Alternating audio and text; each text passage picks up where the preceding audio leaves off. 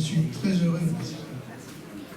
très heureux d'accueillir Malek Bouti, que je connais depuis 2001, lorsque j'avais été élu la première fois président du CRIF, et je crois qu'à l'époque tu étais président du SOS Racisme. Je l'ai suivi depuis cette époque-là, et je pense que c'est une personnalité tout à fait inhabituelle dans le monde politique. C'est un monsieur qui dit ce qu'il pense, qui n'est pas populiste, qui a un tempérament d'homme d'État et pas de politicien. Et donc je crois que c'était vraiment un privilège de l'avoir avec nous ce soir. Il n'y a pas beaucoup de gens de son acabit. Et donc je laisse le soin à Laurent Geoffrin, éminent journaliste de Libération, bien connu. Je lui laisse le soin d'animer cette soirée et de commencer à lui poser des questions, et ensuite vous aurez la possibilité de poser à votre tour des questions. Laurent, c'est à vous. Très bien, merci à vous, Roger Bouvier. Je suis ravi de voir cette conversation avec Malek, que je connais pas très bien, mais je le connais depuis longtemps. Et ça marche pas? Parce que je recommence tout.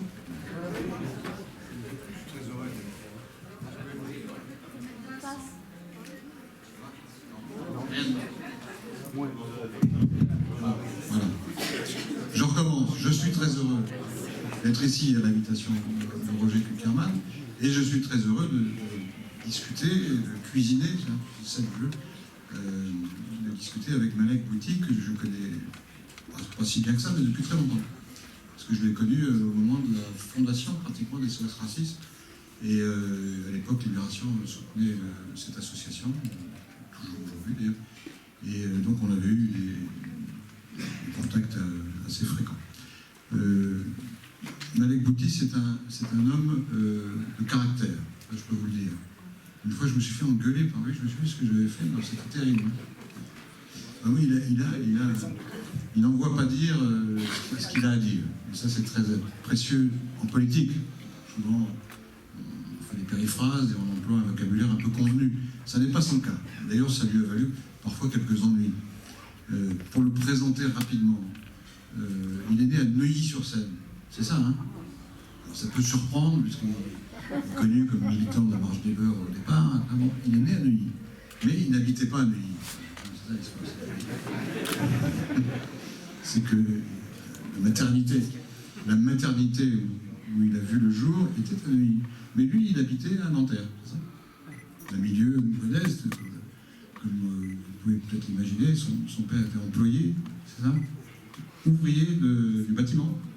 Et sa mère était femme de ménage. Et alors les études, je ne sais plus, c'était un lycée dans ce coin-là, c'est ça? À Neuilly, voilà. Il a grandi à Neuilly. Attention. Et Sarko était maire, non? Pas encore. Et alors, il est venu au militantisme au moment de la Marche des Beurs, en 82, 3, 4.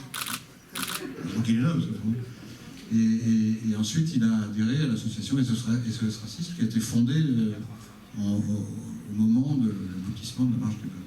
Et il est devenu vice-président de cette association, c'est ça?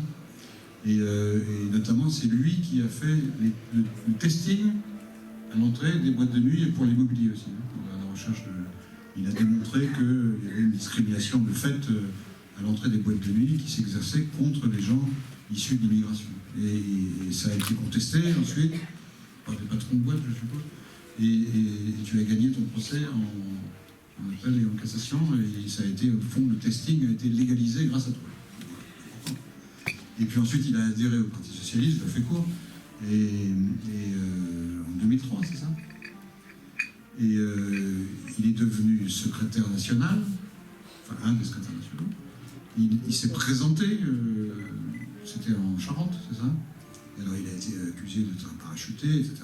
Bon, ça a eu un conflit, ça a été pas très agréable. Et ensuite, il a été élu, pour le coup, dans l'Essonne. Lui, il est donc député de la République française, et il est député missionné, plus souvent, trois fois, je crois, pour étudier telle ou telle question. Il a beaucoup réfléchi, écrit, et parler, au fond, sur les questions d'identité nationale, sur le communautarisme, plutôt contre, si j'ai bien compris, et aussi sur la question du terrorisme. Il a fait un rapport c'était il y a quoi, 1 an, 2 ans, je ne sais plus, en juillet dernier, donc c'est récent, sur la radicalisation et l'itinéraire, au fond, de tous ces jeunes qui deviennent membres d'une organisation terroriste. Donc il y a beaucoup de choses dont on va parler maintenant, et puis évidemment, je poserai des questions dès que vous souhaiterez, de manière à lui demander d'éclaircir tel ou tel point, de réagir, etc. Moi, je lui ai posé une question toute simple, parce qu'il a écrit là-dessus, il a fait une déclaration sur l'identité. Malek, qu'est-ce que c'est qu'être français?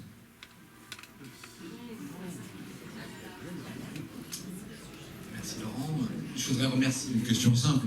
Absolument, je voudrais remercier Roger pour ces mots gentils d'accueil et puis vous dire, mesdames et messieurs, le plaisir que j'ai à être là ce soir devant vous. Voilà bien longtemps que le CRIF essaie d'organiser cette réunion, mais étant un militant, parce que je ne suis pas un intellectuel, je l'assume, j'ai aucun mépris, au contraire, j'ai de l'admiration pour les intellectuels, mais je n'en suis pas un. Mes études supérieures furent très courtes, en grande partie pour des raisons sociales, parce que ça coûte cher de faire des études quand on est un enfant d'ouvrier. Mais je pense que l'école de la vie, de l'expérience, l'action militante, le contact et la capacité d'écouter vous permet souvent d'apprendre beaucoup.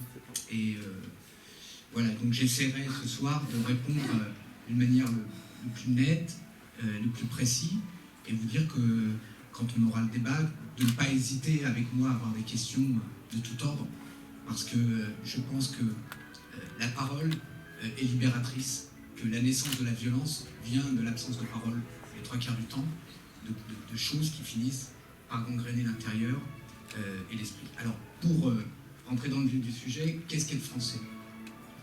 Moi, je pense que on connaît toutes les citations des uns des autres, que j'ai d'ailleurs oublié, je suis un mauvais élève, Peggy et les autres, mais moi j'ai une vision de la France comme étant, ce qui est vrai, je pense que c'est une nation qui est une nation de compromis. C'est une nation qui essaie de trouver un équilibre entre ce qui fondamentalement est son histoire, c'est-à-dire une très longue histoire, et la Révolution française. Et la Révolution française, c'est l'histoire républicaine. Mais c'est vrai que souvent on nous dit que la France, ce n'est pas que la République, ce qui est vrai. Il y a une histoire qui précède, antécédente à la République, qui a laissé beaucoup de choses dans ce pays. Le fameux discours sur le manteau d'église présent en France, l'héritage chrétien de la France, tout ça existe. Mais fondamentalement, c'est un pays qui s'est construit sur la Révolution française. Aujourd'hui, être français, pour moi, c'est être l'héritier de cette double histoire. Être français, c'est pour moi être républicain. Donc avoir un rapport à la nation qui n'est pas identitaire au sens du mot commun, mais un rapport à la nation qui doit être conscient. En fait, moi je trouve qu'on ne peut pas être français sans le faire exprès. On ne peut pas être français de papier. On ne peut pas être français parce qu'on est là. En fait, il n'y a pas d'autre moyen d'être français que par une adhésion à des valeurs, et ce n'est pas les plus moches du monde. La liberté, l'égalité, la fraternité, l'émancipation humaine, la capacité à grandir. Voilà, il y a cet aspect. Mais être français aussi, c'est parfois des choses extrêmement banales, c'est être grincheux, c'est trouver qu'on paye toujours trop d'impôts, c'est dire que les autres pays sont toujours mieux que nous sur tous les autres domaines, mais en fait, préférer quand même vivre ici que chez les autres. C'est une puissance culturelle, c'est la langue française. Je crois, moi j'ai souvent tendance à considérer que dès qu'on parle français, on est français. Alors c'est pas vrai pour les Québécois, les Belges, les Suisses, toute une partie de l'Afrique de l'Ouest, mais quand même il y a un petit bout de France en eux. Parce que la langue française, à mon avis, a un rôle déterminant. Donc c'est cet hybride qui est en mouvement.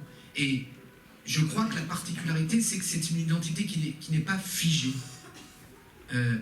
Je ne crois pas que le français du début du XXIe siècle ressemble à celui du début du XXe siècle, celui qui a précédé la Seconde Guerre mondiale ou des années après.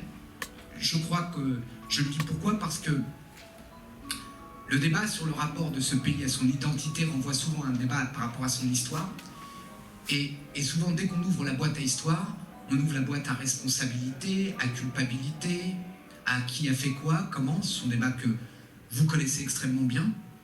Mais je pense qu'on doit tout assumer dans ce qu'il y a de bien et de pas bien dans l'histoire d'un pays et d'une nation. Je pense que mythifier l'histoire d'une nation aujourd'hui, c'est s'illusionner soi-même. Et qu'on peut être français malgré les pages sombres de l'histoire. À titre personnel, je ne considère pas que ce n'était pas la France, par exemple, entre 40 et 45. C'était quand même la France. Après, on peut dire l'État français, c'est pas exactement la République, c'est beaucoup plus compliqué, je veux dire. C'est la République qui a donné les pleins pouvoirs à Pétain. C'est pas autre chose. Mais ça n'induit pas un rejet. Est-ce que c'est la France qui a colonisé l'Algérie et d'autres pays? Mon père était un indigène, était un homme sans statut, sans éducation, sans santé, sans même le droit d'avoir une nationalité. Mais j'ai pas honte d'être français aujourd'hui. Il a fait son histoire. Il est décédé aujourd'hui, mais il a été un militant indépendantiste. Il a gagné son indépendance et il ne m'a jamais éduqué dans la haine de la France. Il n'y a ni revanche, ni désir de reconstruire, ni culpabilité, ni tribunal de l'histoire. Je pense que c'est quelque chose d'extrêmement important d'intégrer ça. Parce que si on n'intègre pas ça, alors on va détruire petit à petit avec ce défi qui arrive la France. Parce que finalement, et c'est peut-être mon mot de conclusion à cette première question, être français, pour moi, c'est potentiellement avoir... C'est une des rares citoyennetés, nationalités qui a un énorme avenir. Parce que tous les pays, toutes les nations, toutes les communautés humaines vont être bouleversées par ce qu'est la mondialisation, comme on dit. Mais la mondialisation, on en parle beaucoup sur le terrain économique, sur l'information, sur l'Internet. Mais la mondialisation, en réalité, concrètement, c'est d'abord et avant tout le fait que beaucoup de gens dans le monde vont se déplacer, vont se mélanger. Et que tout d'un coup, il va falloir apprendre à vivre avec le monde entier, à vos côtés, pas à l'autre bout. Il me semble avoir lu quelque part que une association internationale qui s'occupe de perspectives sur l'aviation expliquait que à partir de 2050, quasiment un voyageur sur deux serait asiatique dans les avions, à cause de la masse démographique, du développement économique. Donc, c'est cette mondialisation. Et cette mondialisation, elle fait que moi, je pense qu'on trouvera toujours des règles pour le business, l'économie, les monnaies, les affaires militaires, diplomatiques, beaucoup de choses pour l'écologie, le succès de la COP21. Mais que ce qu'il y a de plus dur à faire, c'est de faire cohabiter les êtres humains ensemble. Ça, c'est très difficile. Ça ne se décrète pas. Ça ne se négocie pas. Il faut donc trouver quelque chose qui emporte. Et moi, je pense que le défi, la France aujourd'hui est dans une crise parce qu'en fait, elle ne se regarde qu'elle-même. Et moi, je pense que la France n'a de sens qu'à l'égard du monde. Parce que je pense que ce modèle républicain, on peut me le contester, j'accepte ce débat, mais ce modèle républicain, avec la laïcité comme clé de voûte, avec des concepts d'égalité, avec la notion de droit et de devoir, est un concept émancipateur, universel, et qui, à terme, doit être une clé, peut être une clé pour beaucoup de nations par rapport à ça. La République, ce n'est pas un modèle, c'est un processus.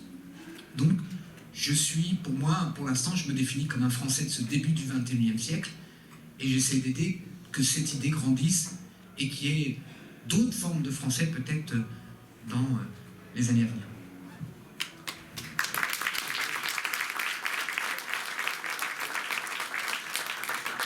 Tout ça a été très bien dit, et c'est une conception à laquelle j'adhère totalement, mais il faut bien constater, tout le monde l'a constaté, qu'elle est souvent de plus en plus mise en cause.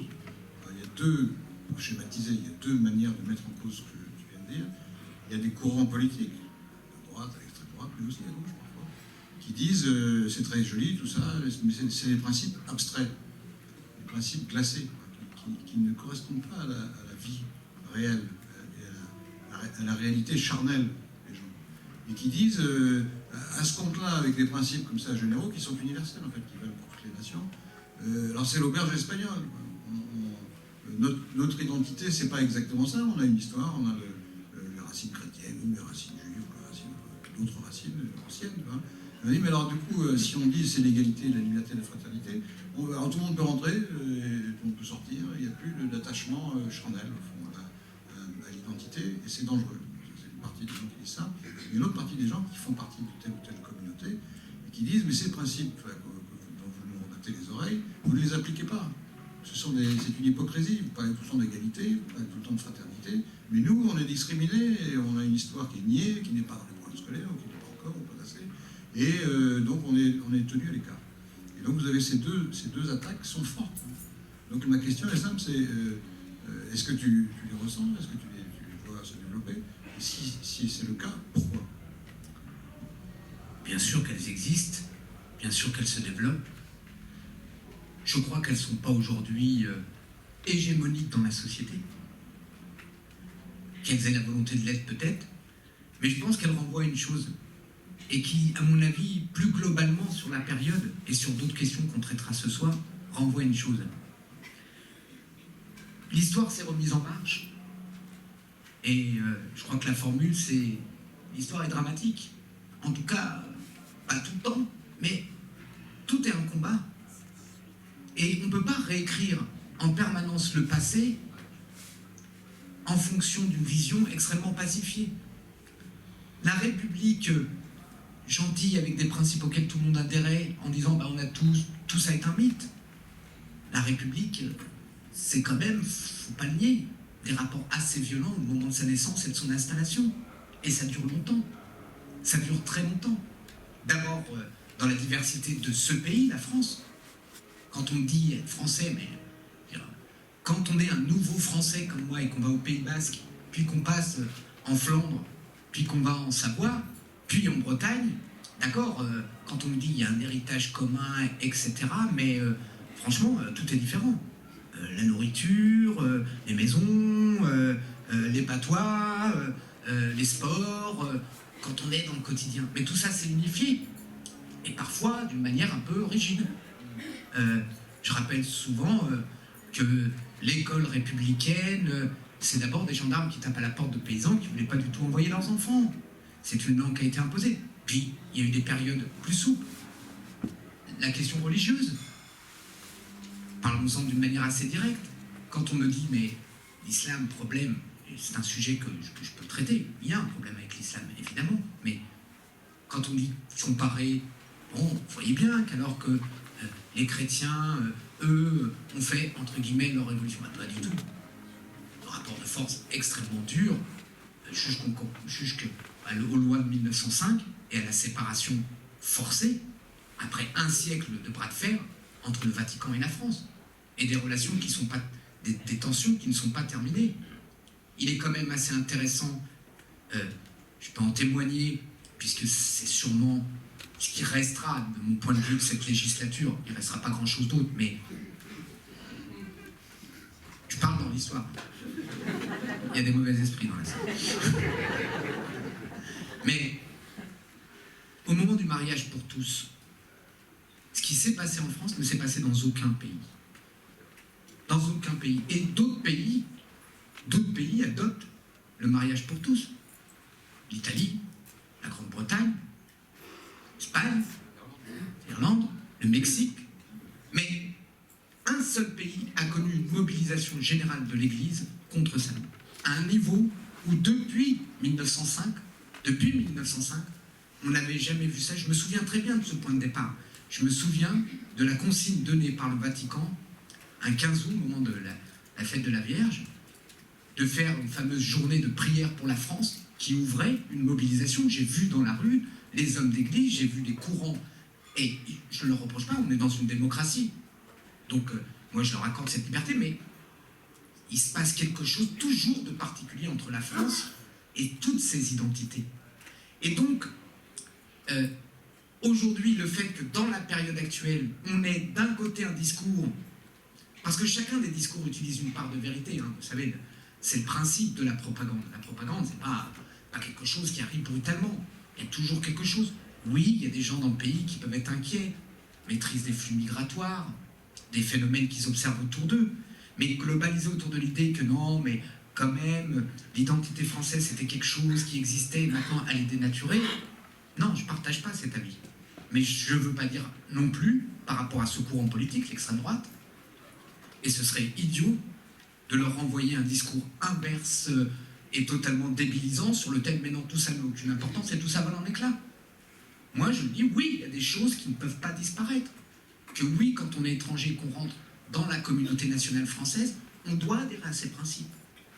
Ces principes que j'évoquais, républicains, mais je pense comme en tout mouvement, dans n'importe quel comportement d'être humain, quand on s'installe dans une communauté nationale, on doit aussi adhérer à des choses qui ne sont pas que la loi. Je pense qu'on ne peut pas venir dans un pays et dire on est dans ce pays pour des raisons économiques. C'est vrai, et c'est pas tellement vrai. Parce qu'on a tous vécu ça, et c'est pas une histoire nouvelle. Toutes les vagues d'immigration arrivent en France pour des raisons économiques, de guerre, de déracinement. Mais pourquoi ils ne repartent pas même quand ils ont bien gagné leur vie? Parce qu'ils aiment bien la France. Parce qu'ils aiment la France. Parce que leurs enfants deviennent français. Parce qu'en fait, la maison de bled, c'est du pognon perdu. Parce qu'en vérité, on est beaucoup mieux ici, qu'on n'y vivra jamais. Parce qu'il y a une adhésion à ce que je disais, à une culture. Donc, on ne doit pas nier cet aspect de discours. Et je pense que face à l'extrême droite, dire lui accorder le crédit, par exemple, d'un certain nombre de choses en disant « Ah oui, votre vision de l'histoire de France est vraie, c'est une grande faute, et ça doit être combattu. » C'est une grande culture de réécrire l'histoire chez eux. Bon. Mais en même temps, je pense que la réponse intelligente, c'est de prendre la bonne partie en disant « Mais il y a des choses, pas qui doivent perdurer, mais qui doivent évoluer collectivement. Et tout ne doit pas disparaître à volo. La France, ce n'est pas un règlement. C'est pas j'ai le droit ou j'ai pas le droit. C'est pas des droits et des limites, j'ai dit, c'est des droits et des devoirs. Les devoirs, c'est des devoirs aussi d'être adapté, de prendre place dans un pays. L'autre courant, c'est-à-dire celui qui dit, dans l'autre, je dirais, aspect du paysage, mais non, mais en fait, c'est une fausse histoire, c'est une histoire de domination, en fait, c'est un modèle dominant culturel, et aujourd'hui, on est des Français, on est des gens membres de ce pays qui avons droit à notre propre histoire, etc., etc. C'est le raisonnement inverse et tout aussi faux. D'ailleurs, en général, de gens qui ont un discours, quand on le regarde bien et qu'on le lit bien, sincèrement, qui n'est pas très fondé, très structuré, qui est souvent d'ailleurs, consciemment ou inconsciemment, largement importé de choses qu'ils ont vues dans la littérature, pour les plus cultivés, voire à la télévision, autour de la culture américaine. Parce que, en vérité, il y a quelque chose qui dérégule culturellement la France, c'est ce que j'appelle le storytelling, le poids de la télévision. Vous n'avez qu'à aller dans un tribunal en France, correctionnel, où il y a la vie quotidienne des conflits français. Combien de gens disent votre honneur pour parler à un juge? Combien de Français, sincèrement, même si aujourd'hui il y a eu un petit amendement à la loi, pensent qu'en France, on plaide coupable et non coupable? Qu'on peut faire des objections et interrompre un interrogatoire? Combien pensent en France qu'on condamne sur la base de preuves formelles, etc. Alors que ce n'est en rien le système judiciaire français. Tout ça est importé. Donc, cette notion, par exemple, communautariste, c'est une notion qui a été exportée culturellement par les États-Unis, mais je ne leur reproche pas, c'est leur modèle, je ne leur donne pas la leçon, et qui est instrumentalisé par d'autres courants, qui n'a pas de sens ici, qui n'a pas de sens. Et que ces deux grands courants politiques qui peuvent exister essayent en tenaille de déstabiliser notre pays, de le faire évoluer dans finalement ce qui les rapproche. Parce que moi, ce que j'ai trouvé extrêmement marquant, c'est la proximité finalement du point d'aboutissement auquel l'extrême droite et les communautaristes veulent arriver. C'est-à-dire, en fait, ce sont l'ancien ordre, la domination par des éléments identitaires, raciaux ou religieux pour dominer des populations et les garder sous la coupe, alors qu'en France, elles leur échappent. Donc, oui, c'est vrai, mais je pense aujourd'hui que je ne partage pas l'idée que ces courants sont forts et dominants. Je pense simplement que c'est des périodes un peu difficiles qu'on avait. C'est tout, c'est un peu quand... C'est une chose qu'on vit tous. On est jeune, on est en bonne forme, puis on travaille, on a des enfants, etc. Et puis un matin, on se dit, ça va pas très bien, il faut reprendre le sport. Bon, en général, quand on reprend le sport, on a très mal. Bon, en général, sauf si on a fait semblant. On a très mal. Bon, en ce moment, la République, elle a très mal parce qu'elle se remet en mouvement, elle est reconfrontée, elle a mal à la tête, elle doit réfléchir, réorganiser ses concepts, elle doit trouver des nouvelles dynamiques, elle doit répondre à des enjeux, mais fondamentalement, je ne pense pas que la puissance de la dynamique républicaine, que la puissance de l'identité française telle que je l'ai définie, soit à ce point-là fragilisée. C'est dangereux, il faut y faire attention, il faut contrer, mais il faut d'abord avoir confiance en nous. Et je crois que aujourd'hui, si le débat politique est totalement perturbé par ces deux émetteurs, c'est par une distorsion qui fait que ces émetteurs s'imposent dans le débat et obligent tout le monde à réagir. La distorsion, par exemple, de leur omniprésence, que vous connaissez tous, par exemple, sur Internet. Sur Internet, ces deux types de profils sont omniprésents. Mais il ne faut pas confondre l'ombre et la réalité. La réalité du pays, elle est quand même qu'il est assez solide. La réalité du pays, c'est qu'il sait quelle est son identité. Au jour le jour, quand le week-end, avec les engueulades familiales et les émissions de polémique sont passées, le lundi matin, les Français partent au boulot, amènent leurs enfants à l'école, vont à l'hôpital visiter quelqu'un, s'occupent de leur champ. Et avec leur culture française, en fait, ça roule, ça tourne. Et les gens ne sont pas en train de s'affronter dans la rue, ne sont pas en train de se regarder. Je ne dis pas qu'on y reviendra des points de problème, mais il y a une puissance sur laquelle on doit avoir confiance. Tout le problème, c'est que le discours public, aujourd'hui, est un discours public qui est totalement focalisé par ses bouts et qui ne parle plus au centre, qui ne donne pas confiance au centre. Finalement, quand vous êtes un Français normal, ce que je suis, pour moi, moyen, au milieu, vous avez l'impression de ne plus exister. En fait, il faut être soit facho, soit communautaire pour passer dans une émission de télé, avoir un point de vue, ou je sais quoi encore. Donc, c'est cette remise en avant du corps central français, sur le coup, qui est important. Et donc, oui, il y a des raisons de voir ça, il y a des raisons d'être inquiet, il y a des périodes politiques. Quand je dis ça, il faut bien me comprendre. Hein. Bien sûr, j'ai une forme d'optimisme, mais je ne dis pas qu'on va éviter des périodes difficiles. Je suis un responsable politique qui est dit au mois d'octobre que je considérais, et je n'ai pas beaucoup pour l'instant changé mon jugement, que pour moi, la personnalité qui est le plus en situation de gagner l'élection présidentielle, c'est Marine Le Pen. Je le pense, on pourra en débattre, mais je le pense. Donc, je ne suis pas un optimiste comme ça. Je dis simplement, il ne faut pas confondre les matrices et les mouvements lourds avec des périodes où il y a des affrontements politiques qui peuvent être difficiles, de la même manière qu'on a d'autres éléments.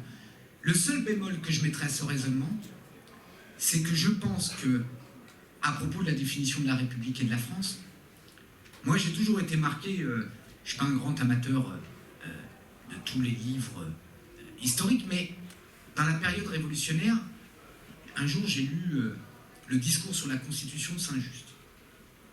Et la partie que j'ai lue, qui m'a le plus marqué, c'est le moment où Saint-Just explique la création des départements en France. Et il explique que si vous avez voyagé en France, vous savez tous que quand on se balade en France, les départements sont coupés de drôles de manière. On vous dit, ah oui, alors là c'est les Deux-Sèvres, mais en fait tu sais, c'est un peu le Limousin. Ou là on est dans les Côtes d'Armor, mais voilà, bon, on connaît le débat, Nantes est-il en Bretagne ou pas, et c'est tout le temps pareil. Et Saint-Just explique qu'il a découpé les départements en France de manière à découper les anciens ordres qui étaient considérés comme naturels. Les duchés, les plateaux, les rivières, les gens de la montagne, ceux de la plaine, que en fait justement l'organisation administrative de la France faisait une différence entre les identités, les pratiques, les cultures qui pouvaient exister par rapport à un territoire et la représentation politique finalement, et administrative. Et là où il y a un problème aujourd'hui, c'est que, c'est paradoxal, c'est un sujet qui n'est jamais abordé à propos de l'identité, mais moi je crois que c'est le sujet central, c'est l'enjeu territorial en France. C'est qu'en fait, la République, pour exister, elle n'a pas besoin de prêtres républicains. Elle a besoin d'une organisation territoriale en phase avec son modèle. Elle a besoin d'une forme d'homogénéité et d'un mélange. À partir du moment où vous avez des endroits comme Trappes, dans les Yvelines, où il y a une concentration de population, de culture musulmane, concentrée dans le même endroit, etc., comment voulez-vous que ne prennent pas part, pied dedans, s'enracinent et se développent des idées qui sont contraires à la République, puisque c'est un territoire contraire à la République. Comment voulez-vous que le lepénisme ne prospère pas dans une zone où tout d'un coup, il faut faire peut-être 40 km pour trouver une boulangerie? Où tout d'un coup, on va vous dire que l'année prochaine, il n'y aura plus d'école dans le village. Il faudra aller plus loin. En fait, quand le territoire est abandonné, la République n'est plus présente. Donc, c'est là où j'ai une vraie inquiétude. C'est que la France a abandonné une politique de la maîtrise de son territoire. Et d'ailleurs, regardez bien, sans faire, évidemment, ça ne représente jamais 100%, mais sincèrement. Quand j'entends parler des problèmes, par exemple, d'intégration, quand j'entends parler des problèmes de radicalité, etc., dans quelle zone ça se passe exactement? Partout. À Paris, dans les quartiers populaires de Paris, pas du tout. Dans les ghettos, dans les zones reléguées. Là où on a laissé le communautarisme, la violence, finalement exister naturellement parce qu'on n'a pas de politique territoriale. C'est la même chose pour l'extrême droite. Je veux dire, quand on donne les arguments qui font qu'on vote Le Pen en France, ben vous prenez la liste de tous les arguments et vous regardez une ville comme Paris. On a tout. On a des chômeurs, on a de l'insécurité, on a des mendiants partout, on a des mouvements un peu violents parfois, on a de la pollution, on a l'impression des fois de perdre des choses. Vous avez vu les scores du Front National à Paris? Ils sont ridicules par rapport au reste de la France. Ils sont distordus. Parce que Paris reste, la ville reste intégratrice, mais le reste du territoire, lui, il a été un peu abandonné. Donc c'est mon petit bémol par rapport à ces deux attaques, c'est qu'il y a, à mon avis, des faiblesses dans le concret. Et c'est, globalement, je finirai là-dessus, c'est ce qui me gêne toujours dans le débat politique français. C'est qu'on débat de sujets, on creuse, on polémique, on s'engueule, beaucoup. On arrive à un point, et quand c'est fini, on range le dossier, on passe à autre chose. On fait rien. Et le principal critique qu'on devrait faire aux responsables politiques, au lieu de dire qu'ils sont corrompus, etc., ce qui n'est pas tellement vrai, je veux dire sincèrement, c'est pas vrai. Qui sont ceci, cela, tout ça est faux. Ils sont feignants, ça ne travaille pas. Ça bosse pas. Et la preuve, à contrario, c'est que les élus qui sont des élus qui agissent ont souvent un fort soutien au-delà même de leur étiquette politique. Dans ma circonscription, j'ai un maire, un ami à moi, Olivier Léonard, socialiste, maire de Sainte-Geneviève-des-Bois. Il est élu au premier tour dans une ville où, par exemple, le candidat de droite au présidentiel sera plus fort et nettement que le candidat de gauche. Mais lui est élu au premier tour. Et on en connaît d'autres, et on connaît tous des élus comme ça. Je pense aussi que c'est un peu la grande difficulté du débat français, c'est que c'est souvent un débat désincarné. C'est souvent un truc blablabla. D'ailleurs, on est le pays champion du monde des commissions. Si on voyait, et je parle des commissions officielles, hein, pas des commissions pour se réunir, si vous voyez le nombre de commissions qui existent en France, c'est bluffant. Donc, je pense aussi que la peur qui monte dans la société française, cette peur de l'attaque de son cœur, de son dispositif, elle vient du fait de cette, quand même, d'une fainéantise, d'une non-capacité à agir, d'une non-mise en mouvement de la société. Voilà, c'est des choses qui doivent changer. Ok.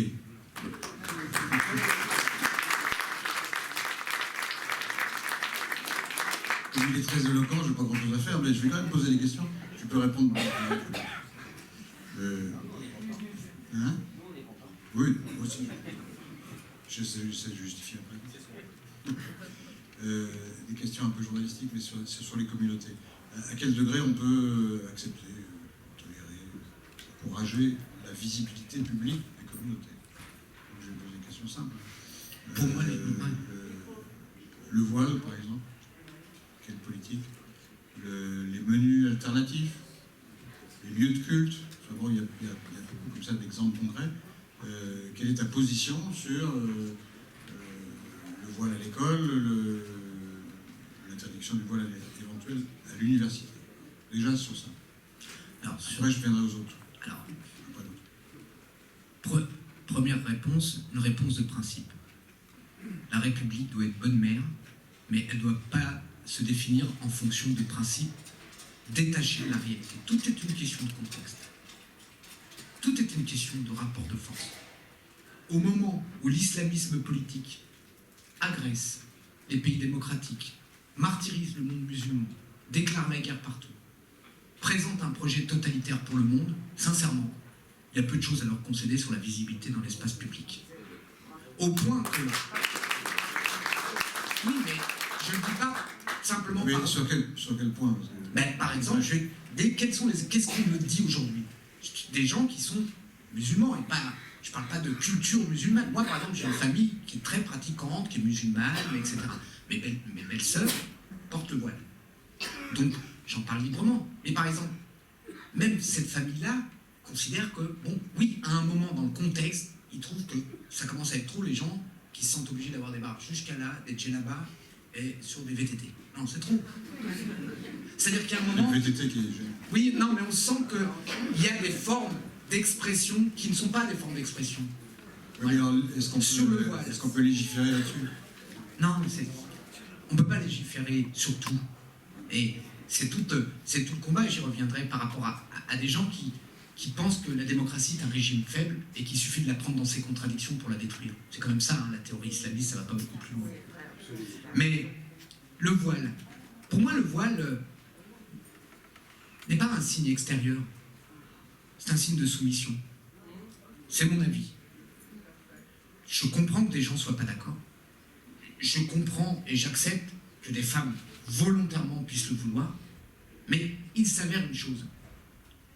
On ne fait pas et on ne doit pas faire la loi et les choix en fonction d'une sorte de sondage d'individus. Il y a l'intérêt général qui est une notion importante de la République. Et écoutez ce que je veux dire. L'intérêt général des femmes dans le monde, c'est que la France garde ses lois sur le voile à l'école. L'intérêt général des femmes opprimées dans le monde, c'est qu'on n'accepte pas la burqa, le voile comme étant un fait naturel. Et par exemple, le voile, aujourd'hui je peux vous dire, c'est sûrement un des éléments qui fait le plus peur en profondeur dans le pays. Parce que dans les milieux urbains, dans les grands milieux urbains, quelque part les gens se sont habitués à ça. Mais dans la France profonde, dans les villages, où tout d'un coup on a vu des générations de femmes, de jeunes filles, une peur est née. Et à tel point que moi je vois les militants de gauche, les instituts, les profs, les éducateurs, être dans même des fois adhérer à des discours de rejet ou de culpabilité en disant on n'a pas vu venir ça. Et donc je pense qu'il faut combattre. Il y a d'autres signes religieux, j'y peux rien, c'est comme ça qu'ils n'ont pas le même impact. Je pense par exemple, je vais prendre l'Église catholique. Il y a eu un débat à un moment là sur les gens qui disaient les crèches de Noël, etc. Bon, soyons sincères. Franchement, ça touche à la liberté de personne, il n'y a pas de projet totalitaire, etc. Maintenant, si demain on commence à nous dire qu'il fallait des crèches partout, ce serait une autre paire de manches. Ça prendrait. Donc, je pense qu'il faut avoir une position, une attitude politique par rapport à ça, au sens où on analyse, on regarde, on défend l'intérêt général. Je vais faire l'avocat du diable ou l'avocat du Dieu, je ne sais pas. Mais il y a des gens qui vont te répondre, si on prend des mesures au-delà de ce qui existe, ce qui existe, il y a très peu de gens qui demandent à ce qu'on rapporte les lois existantes sur le voile à l'école. Il y a des groupes intégristes musulmans qui le demandent, mais ils sont minoritaires. Il y a une sorte de consensus pour ne pas toucher à ça. Mais il y a des gens qui demandent d'aller plus loin. Mais si on va plus loin, les gens vont dire, mais vous allez donc désigner cette minorité comme dangereuse par essence, pratiquement, ou par nature, alors que les individus ne le sont pas forcément, dans la grande majorité ne le sont pas. Et donc vous allez faciliter finalement la propagande des plus radicaux, parce que voilà comment on vous traite en France. On vous traite, on vous met à l'index, on vous met à l'écart, et tout ça parce que vous avez parce qu'on voit que vous êtes musulman, c'est pas normal. Donc il y a un risque tactique, me semble-t-il. Non ? C'est un débat et c'est une argumentation qui, il y a 20 ans, aurait eu son poids. Mais aujourd'hui, on sait ce qu'il en est. En fait, tout est bon à prendre pour qu'on le fasse ou qu'on ne le fasse pas. Je veux dire, ne croyez pas que les courants radicaux ne recrutent que des gens malheureux, opprimés, sans espace. Les cadres et les grands militants islamistes sont souvent des gens qui s'en sont plus ou moins sortis. Et tout est une question de proportion. J'étais, par exemple, et on pourrait y revenir, mais quand vous regardez, par exemple, le profil de, je disais, une de tes anciennes journalistes, Florence Aubenas, qui a fait pour Le Monde un reportage sur Molenbeek. très ras du terrain, et j'aime bien sa manière de traiter comme ça. Bon, la famille Abaoud, ce tueur, franchement, c'est de loin pas la famille qui galère le plus à Molenbeek. Au contraire, elle a été vécue comme une famille, ils avaient réussi, proportionnellement. Je ne crois pas que cette dynamique se porte comme ça. Je pense qu'on est confronté à des projets politiques qui ont des formes dont on n'a pas l'habitude par rapport à des éléments qui sont hybrides par rapport à la période, qui sont hors de critères ou d'éléments d'analyse culturelle habituels, mais ils sont recrutés sur des convictions, pas sur des situations naturelles. Et l'autre chose, c'est qu'on a un test important. On est le seul pays, je crois, démocratique, important, qui a une loi interdisant les signes religieux à l'école. On est le seul. Sincèrement, hein, quand vous regardez l'état du monde, les perspectives, ce qui est en train de se passer, je constate quoi? D'abord, on nous avait promis la France à feu et à sang. Ça se passe parfaitement bien. Parfaitement bien. Deux, quand je vois les images justement de Molenbeek, moi ce qui m'a marqué au moment de ces attentats, vous savez c'est quoi? C'est quand je voyais des mamans le matin partir avec des petites filles voilées à l'école. Voir les petites filles voilées à l'école, je me suis dit, eux, voilà, je ne parle même pas de la Grande-Bretagne et tous ces pays qui considèrent que tout est libre. C'est leur choix, ils ont d'autres modèles, mais à un moment ou à un autre, on a un rendez-vous avec les faits. Et ces gens-là vont pousser. Donc, de toute façon, pour répondre, tactiquement, quoi que fasse la République, elle le fait mal pour eux. Elle sera Est-ce qu'on peut imaginer une loi qui interdise carrément le voile dans la rue? Pas en l'état actuel des choses, mais il y a d'autres moyens de faire reculer le voile. Bien évidemment. Déjà, peut-être commencer par ne pas l'accepter, par exemple, de ne pas accepter certaines choses, de ne pas accepter le voile, par exemple, dans des compétitions sportives, de garder, et de, bien évidemment, toujours mettre les individus sous pression. Et ce que je pense qu'il manque à la République, et ce que je pense qui est une force qu'on n'utilise pas face à ses ennemis, parce que ce sont nos ennemis, c'est qu'ils ont toujours un rapport. En fait, ils projettent sur notre société leur propre vision, leur propre culture de société. Pour eux, il n'y a que domination et interdit. Mais nous, la France a émancipé des générations entières d'un certain nombre de pratiques en les élevant. En les élevant. Combattre le voile, c'est par exemple avoir une offensive éducative. Quand je vois aujourd'hui, regardez, dans l'ensemble de l'école française, ça peut choquer les gens, mais c'est comme ça. Mais moi, je considère qu'il est anormal que l'éducation sexuelle ait tellement reculé qu'on l'ait mis de côté. L'éducation sexuelle, l'émancipation. Il faut avoir un chemin positif. Parce qu'en fait, la force de la République, c'est pas une force de coercition, c'est une force d'émancipation. En fait, la vérité, pour parler très clair, c'est que si vous voulez vivre heureux, il n'y a pas photo entre le projet républicain et le projet islamiste, quand même, au bout du compte. Donc, je ne crois pas que la notion et le rapport que notre pays doit avoir avec ces phénomènes et ces décisions soient individuels. Donc, il n'y a pas que l'interdiction et la loi. La loi doit être forte et impitoyable dans les zones, aucun recul à l'école, aucun recul dans les administrations publiques, mais une offensive culturelle d'émancipation. Après, peut-être qu'un jour, en ayant par exemple une vision optimiste, on aura toujours des femmes qui voudront être voilées. Mais on reviendra à ce que j'ai connu avant. Des femmes un peu pieuses, d'un certain âge, pour qui c'était une tradition. Et ça n'a plus l'impact social et politique de ce qu'on voit. Parce que, et je terminerai là-dessus, le hijab ne vient pas des populations qui le portent. D'abord, c'est un voile venant d'Asie du Sud-Est et qui est devenu le porte-drapeau. Il est utilisé dans la tactique islamiste pour marquer son territoire. Donc, ça non. La liberté des individus, oui. L'émancipation, oui. Donc, il faut être capable d'être fort. Il faut tenir sur des lois. Et si la situation changeait, on verra ce qu'on fait. Je ne suis pas pour avoir des positions fixes et figées. Je suis pour adapter la réponse de la République en fonction aussi de la manière dont les choses se passent, des tensions, des dangers, ou au contraire des avancées positives qui peuvent exister. D'accord.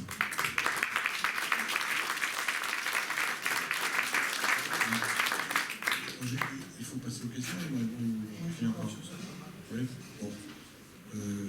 Mais il a travaillé aussi sur le terrorisme et la radicalisation. C'est dommage s'il ne peut pas en parler non plus. Hein, peut-être qu'on peut lui demander d'en parler un peu et après on passera aux questions. Je vois qu'il y a des mains qui se lèvent, mais Je vous demande d'attendre un peu. Vous pouvez revenir après. Est-ce que la France a sous-estimé les dangers de la radicalisation du terrorisme? En partie, oui. Mais quand on... La question est... Il faut obligatoirement que j'ajoute un codicile, parce que si sous-estimer veut dire que quelque part il y a une sorte de faiblesse, etc., je ne dis pas qu'elle n'a pas existé dans certains esprits, je ne pense pas que ce soit le terme précis. Je pense surtout que, comme beaucoup d'autres dirigeants dans le monde, nos dirigeants, comme d'autres dans le monde, n'ont pas compris la nature du phénomène. Et quand le Premier ministre m'a demandé de faire un rapport sur la radicalité, dans ce rapport, pour ceux qui le lisent, et qui le lisent attentivement, en réalité, ce rapport ne parle pas que de l'islamisme et de la radicalité islamiste. En fait, j'explique la force de l'islamisme aujourd'hui dans un paysage plus global. Ce rapport est sorti en juillet dernier. Et qu'est-ce que j'écrivais dedans? C'est pour ça que je l'ai appelé Génération radicale. Parce que l'ensemble de la nouvelle génération est en train de construire un rapport à la politique et à la démocratie nouveau avec des nouveaux questionnements. Il y a une contestation du modèle démocratique qui est en train d'apparaître globalement. Deuxièmement, dans une période où il y a un recul des outils analytiques et politiques. La France politique d'aujourd'hui, tu as connu d'autres périodes, rien à voir, pas photo. Les mecs ont 2-3 concepts, c'est le maximum. Un recul idéologique. Et dans cette situation, je dirais, on voit apparaître une génération qui dit, et pas, vraiment j'insiste, pas tout rejeter comme ça, pas traiter les gens de sauvages, de barbares, se faciliter, comprendre, regarder des vérités qui parfois peuvent gêner, qui disent que cette démocratie manipule, ment, est artificielle,